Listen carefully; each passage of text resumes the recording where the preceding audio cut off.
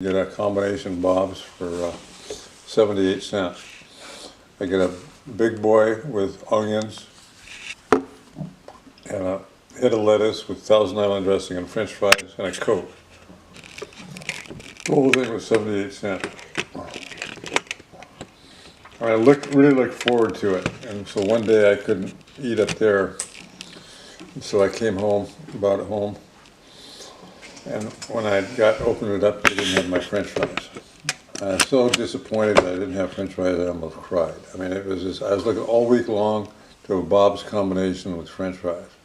I got home, no French fries.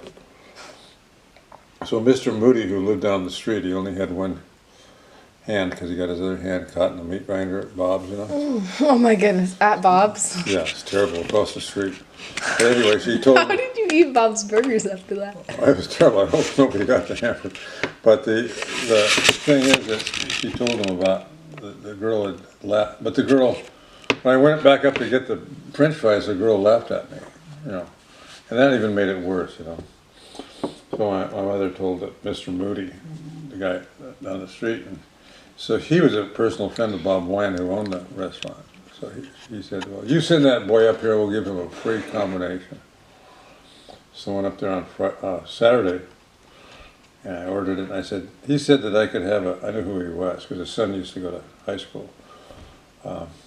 Later on, the son used to go to school there. Later on, I knew his son who went to high school. But he said, you give him a free, he said I could have a free combination. So she goes over there and asked him, and he says, yeah. He said, he came over and said, yeah.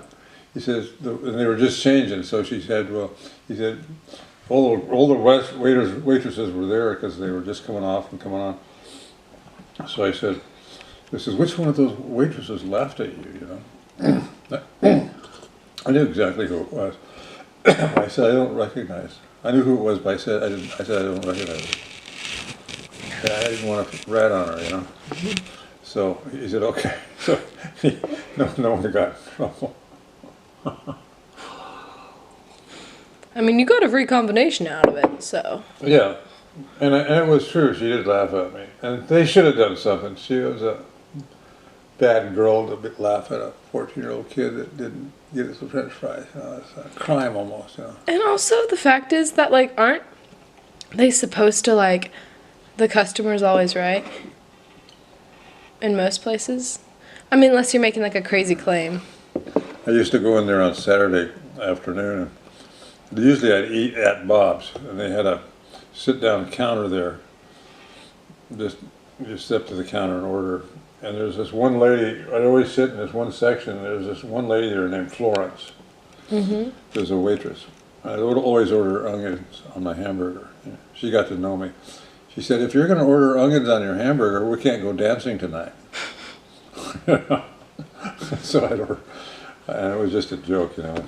Every Saturday, well, are we going to go dancing tonight, or are you going to order a hamburger, onions on your hamburger? I said, well, I want onions. So years later, when I went to work for Allstate, there was a Bob's Big Boy right next door to the place. And I went in there to order, and there was Florence in there. She was training other waitresses. I don't think I kind of said hi to her, but she didn't recognize me. It'd been A while. 12 years later. Or actually more than that. It was, yeah, it was about 12 years later.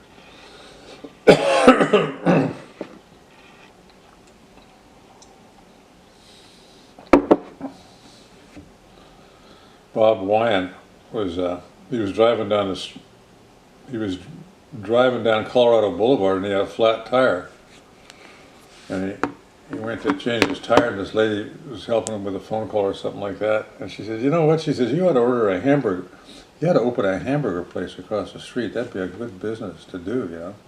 So he did.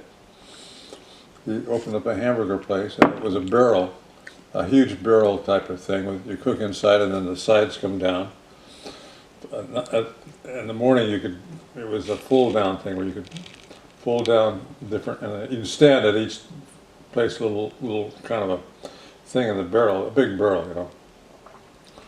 I mean, big. I mean, it's about maybe 8 feet across, shaped, a little structure like shaped like a barrel, and you'd stand on the outside, and then they, you know, the cook was inside. You stand around it and eat hamburger, and so, and that's how Bob Land got started, right there on Colorado and Glendale.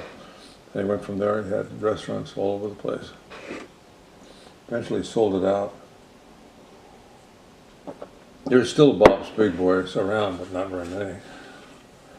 They sold to another restaurant. Have you ever had a Bob's Big Boy hamburger? If we're ever in Fresno sometime, well, there's a Bob's up there. We'll stop and eat it. They're pretty good. They're a double-decker hamburger. Used to be very famous. The Bob's Big Boy is he's kind of a fat kid with a checkered pants on, red and white checkered pants.